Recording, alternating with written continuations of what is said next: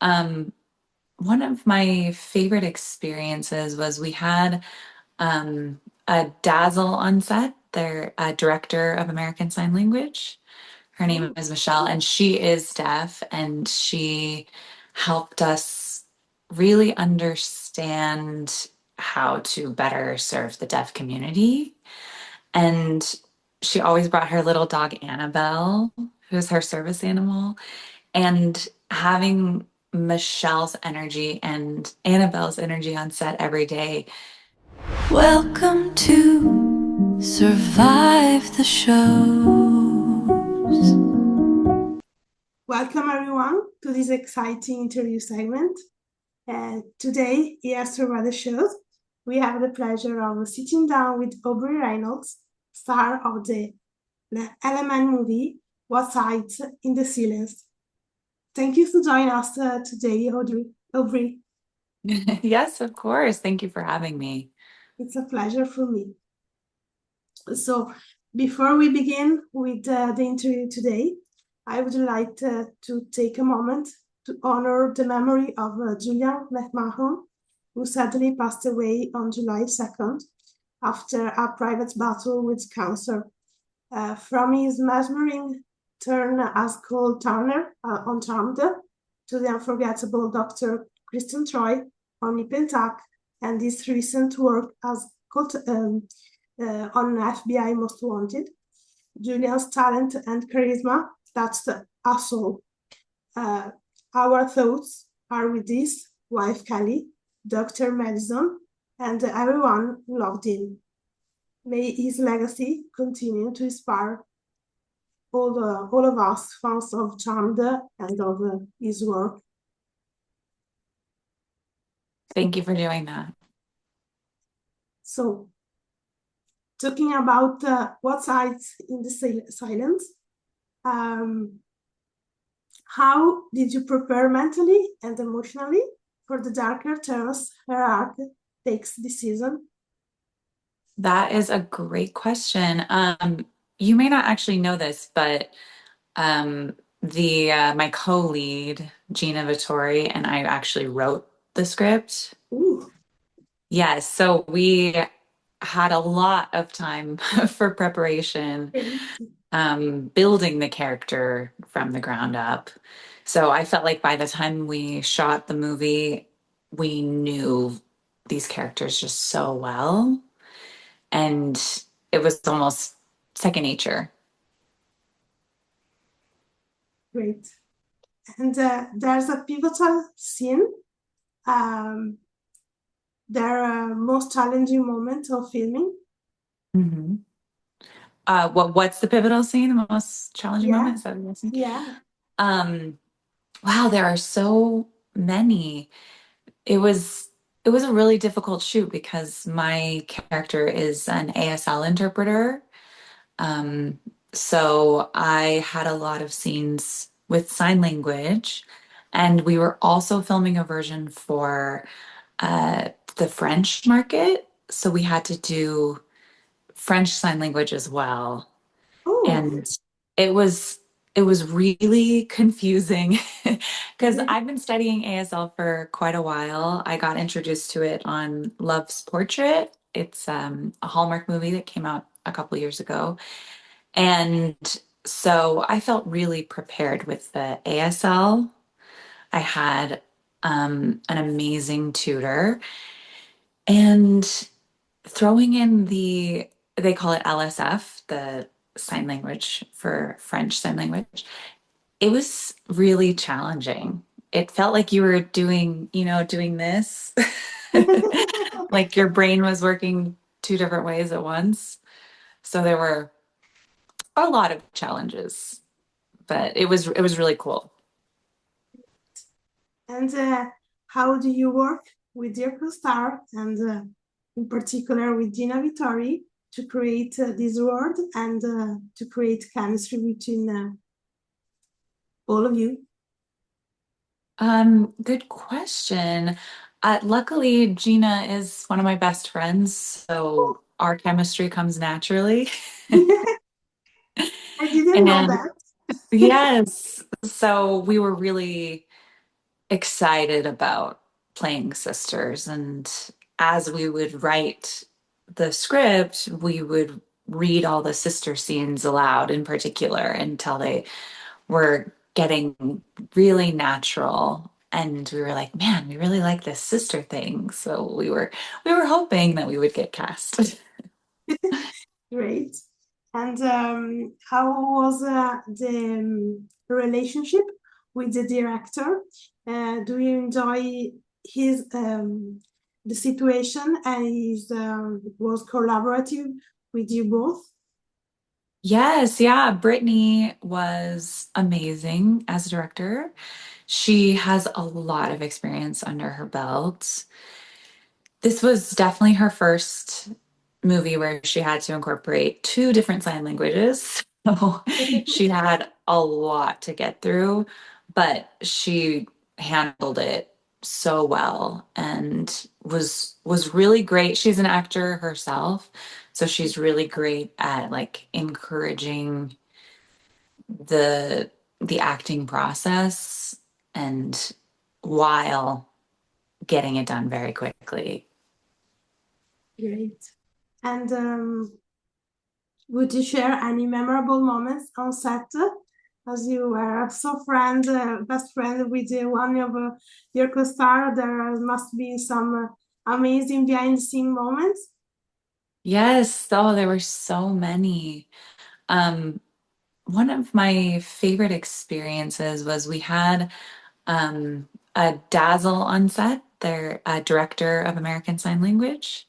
Her name Oh, is Michelle, and she is deaf, and she helped us really understand how to better serve the deaf community. And she always brought her little dog Annabelle, who's her service animal.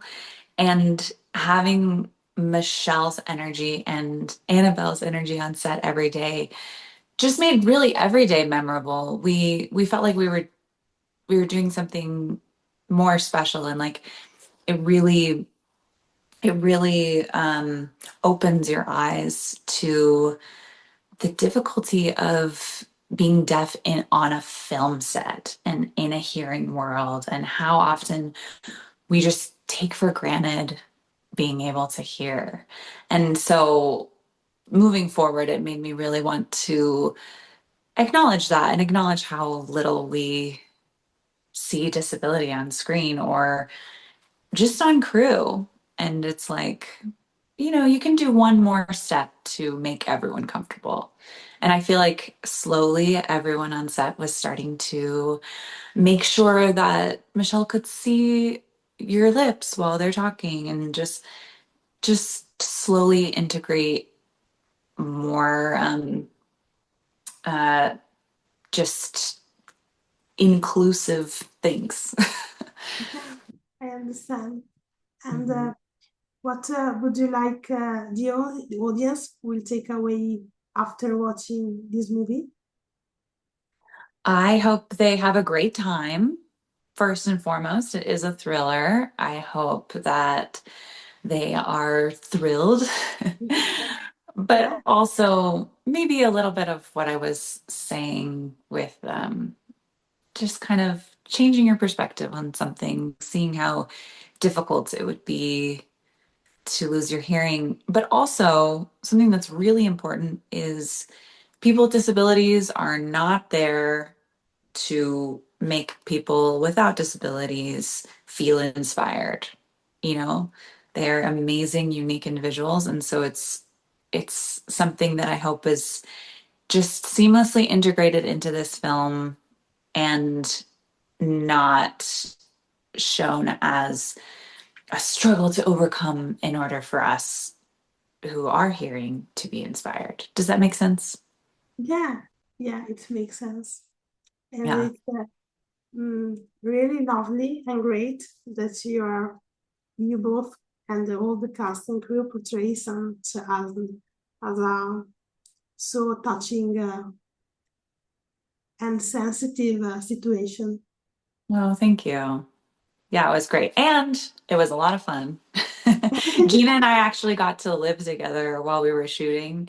We stayed Oh, in and we got put up in an Airbnb together. We shot in Atlanta and it was like camp every day. It was so fun. Amazing. Mhm. So, change of subject, talking about your career in general. Mhm. You played a range of very different characters over the year. Mhm. What common trait do you look for in a role before you say yes? Good question. I think everyone is so complicated. So generally, you can find the complexities within any role. But I think something I really look for is just a woman who has a secret. And I try to find what is that secret and can it be mined throughout the film? And sometimes it's never about the secret, but I just love adding that complex layer just to sprinkle throughout the film. Great. And method acting versus an external approach. Which do you navigate towards? And can you share an example of a moment where that choice profoundly changed a performance? Ooh, I would say I choose neither approaches. I really like to use my imagination and just put myself in the situation. I don't necessarily think that is method because when I call cut, I definitely break character. But I just think an actor's job is empathy. So if you are truly believing what is happening in the moment, then whatever natural emotion comes up is what your character is feeling. And the amazing thing about a camera is it picks it right up. So I don't know if that answers your question. Yeah, absolutely. Yeah, but that I think that was really paramount in it was called Hear No Evil. Now it is called What Hides in Silence. I was like, oh my gosh, I forgot the title for a second. That was really paramount in that film because we had lived in the characters so much that there were some emotional scenes that I could just remember all of the backstory we had created for the character and put myself into the scene in order to get to the emotional place. Great. And looking back at your early career, uh, which role do you think was your breakout role and why? Um, that's a tricky question. I'm not really sure. I'm not really sure about breakout, but I will tell you one of my most favorite roles and experiences. I got to be on DC's Legends of Tomorrow. It was a show on the CW network, Yeah. and I love the show so much. My partner was actually on it for 5 years. And one, sharing that world with him was so exciting. And also, the episode I got to be a part of was just so amazing. It was empowering. It was a story of a woman overcoming her abusive situation and these literal superheroes helping her through it. And I also got to play a 1920s jazz singer. So layering all those super cool elements made for just such a magical experience. Great. And from this work, job, and this experience, what lessons did you carry forward into later products like the ultimate one, What I See in Silence? Hmm. You learn something on every set, whether it's acting wise or just human wise, you always learn something that carries over. I had a professor in college who used to say that being human and being and acting is completely cyclical. So if you become a better person, you become a better actor. And as you become a better actor, you become a better person. So I think generally, the more empathy you can have for everyone on set, the more you learn about, gaffing. You're like, oh, I am learning how the lighting works and how it affects me, and also having empathy for that person. It just creates a well-rounded actor that carries from show to show. That's amazing. Did that answer your question? Yeah, yeah, yeah. That's Okay. amazing. And growing up, were there any artistic role models you look up to? And if yes, who were there? They? Ever since I want to say I was 12, I was absolutely obsessed with Audrey Hepburn.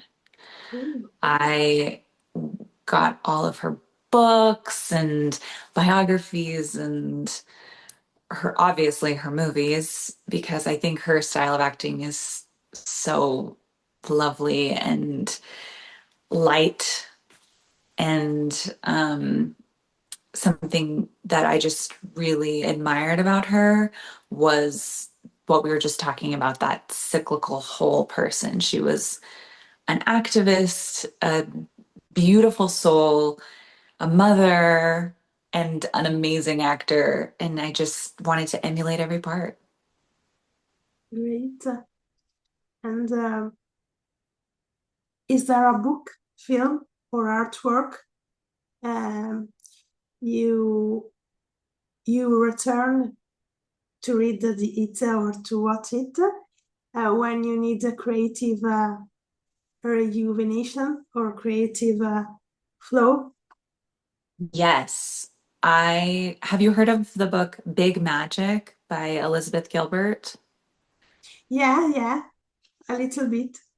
Okay, I reread that book all the time. It's literally about living a creative life, and her insights are just so incredible and abundant. And a lot of it is just simple mindset shifts and allowing yourself to be more creative.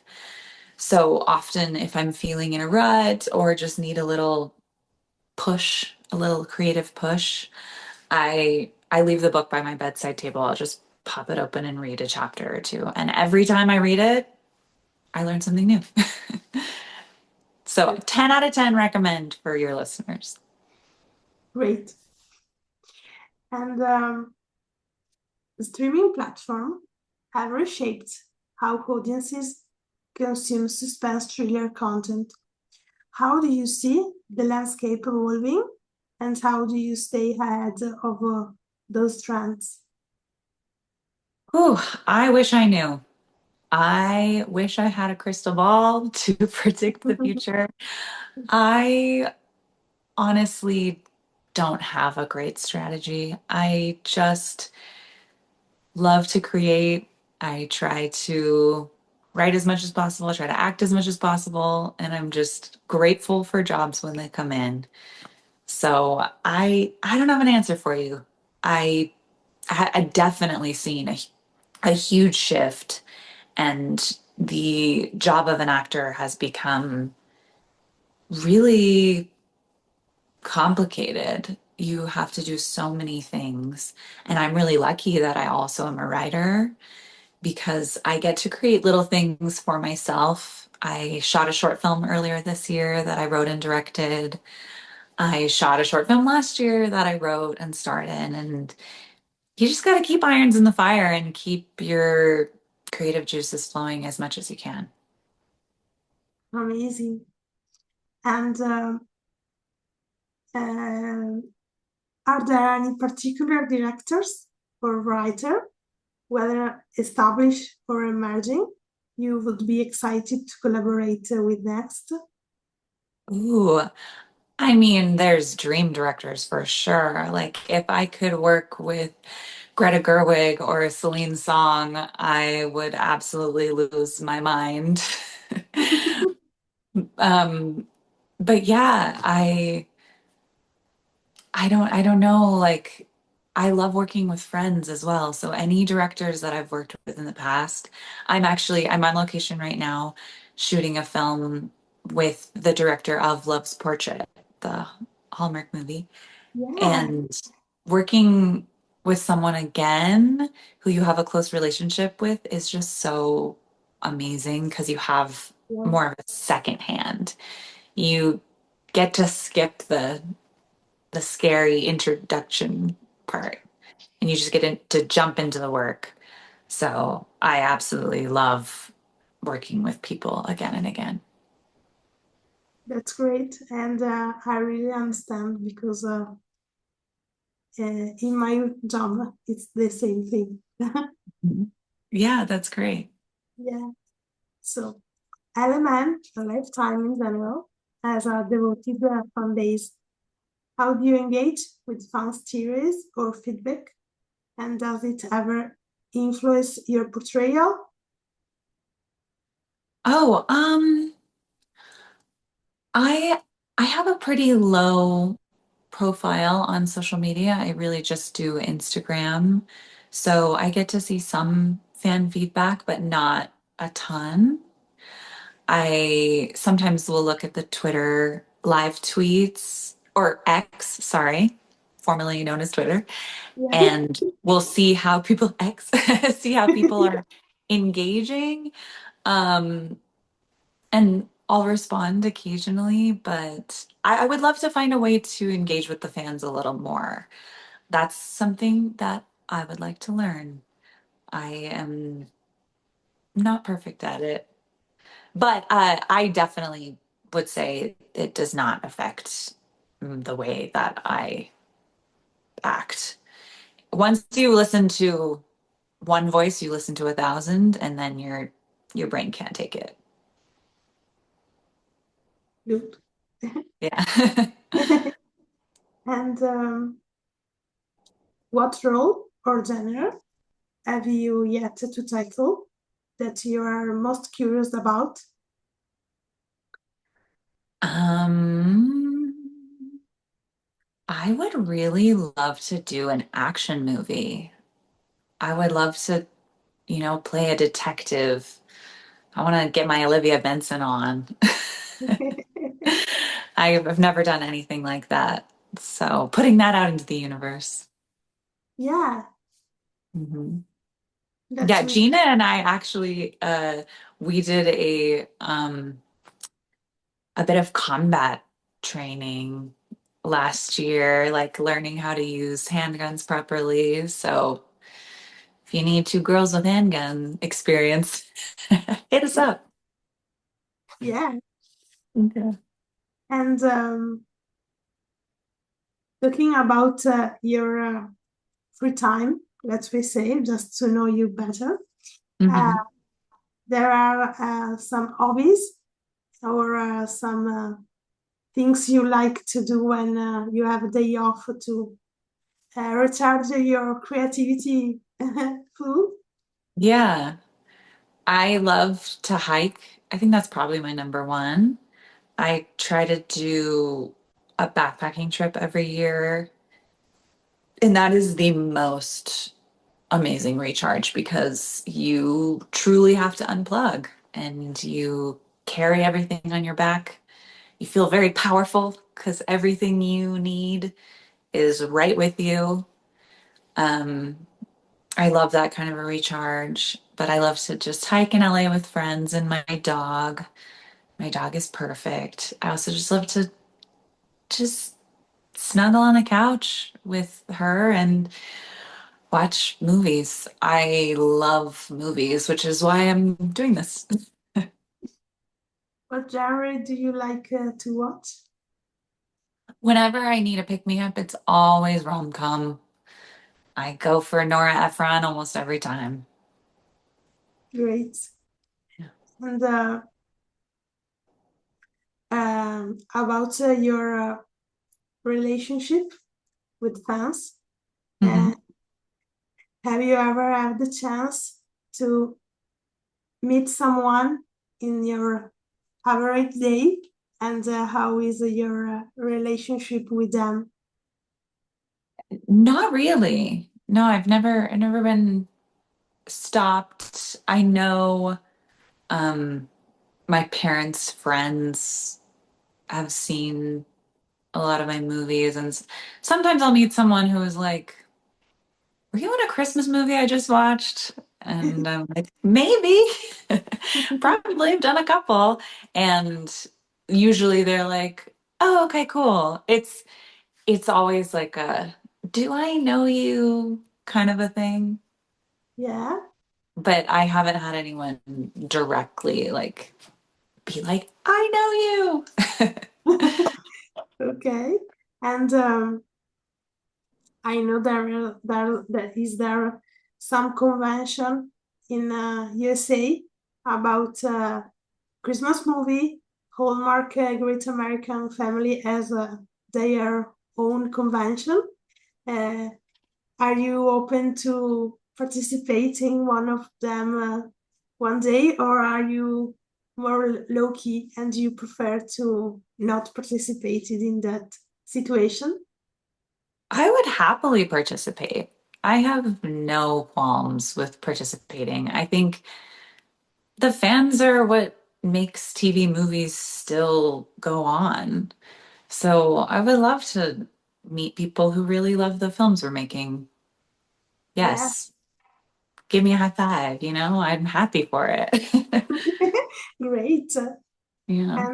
And talking about Christmas movies you Mhm. portray in, uh, which is the first one that came into mind and why?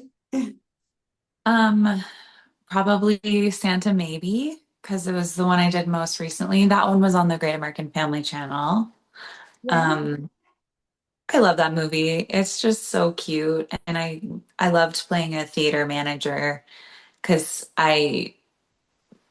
in a previous life, my early career was all in theater. So it was Oh, really fun to shoot in a theater and kind of live both worlds at once. that's great. And what's the main difference for you um, of working into stage from film? It is a huge difference. Mentally, it's the same. You just want to be as real and honest in imaginary circumstances, but often the film acting is so much smaller. You just can feel something and the camera will get it. But if you're in a huge auditorium, they're not quite seeing your eyeballs. So it's just you have to expend energy. You almost have to like a light bulb. You have to turn it all the way up and put it out as far as possible, if that makes sense. Yeah, absolutely. Yeah, theater is really exhausting. I think I haven't done it in a while. I would love to do it again, but my favorite is black box theater where it's a little smaller so you don't quite have to be as big. It's more intimate than the big stage in the great cities the where the public is very large and you prefer more intimate scene. Yes, exactly. Great. And the last question, as usually for me, can you please share with us about your upcoming projects you are eager about? Yes, I'm shooting one right now. It's currently titled Sleeping Beauty Next Door. Ooh. Um, yeah, which is why I changed my hair for this role, a little more Sleeping Beauty-esque. Um, I don't know if I can share any details, Ooh. but as soon as it comes out, I will let you know. Can we say for which network is? No, I'm not sure what network it's for, but it is Ah, a okay. rom-com, Okay. and so it's gonna give, Hallmark vibes, like warm, fuzzy, happy feelings. Great. Amazing. And we are looking forward to watch this too. Thank you. So this is it. Make sure, all of you, to coach What's Hides in the Ceiling the next Friday night on LMN. And thank you, Aubrey, to join us today. Yay! Thank you so much. Bye, everyone. Thank you again. Bye. Thank you all for watching.